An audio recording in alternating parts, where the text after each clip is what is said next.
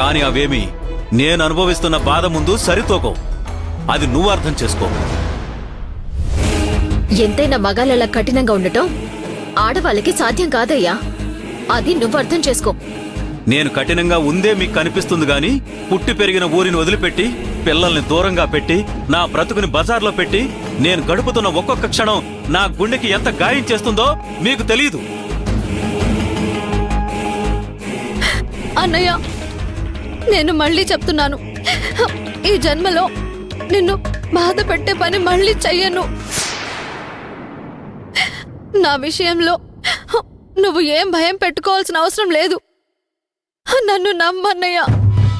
నీ మీద నమ్మకం ఉంది కాబట్టే నీ తప్పు సరిదిద్దుకునే అవకాశం నీకిచ్చాను.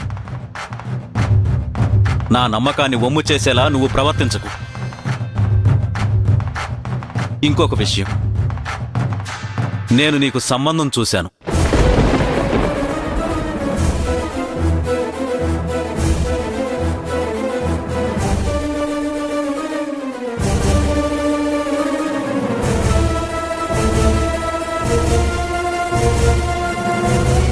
నిన్ను చూసుకోవడానికి ఆ అబ్బాయి వాళ్ళు రేపొస్తున్నారు.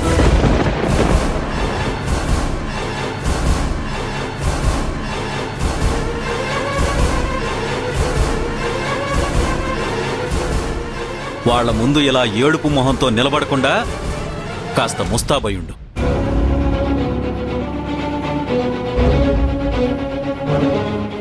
పెద్దమ్మ, నీ దగ్గరున్న వాటిల్లో కాస్త మంచి చీర చూసివ్వు.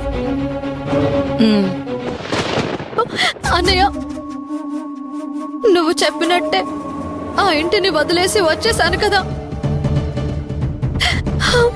అప్పుడే పెళ్లి చేసి పంపించేయాలని చూస్తున్నావా? ఇది నీకు న్యాయమా అన్నయ్య? పోయిన పరువు నిలబెట్టుకోవాలంటే నేను వీలైనంత త్వరగా నిన్ను ఒక అబ్బాయి చేతిలో పెట్టి అత్తారింటికి సాగనంపాలి. ప్లీజ్ అన్నయ్య, నేను పెళ్లి చేసుకోవడానికి సిద్ధంగా లేను. నాకు కొంచెం టైం ఇవ్వు.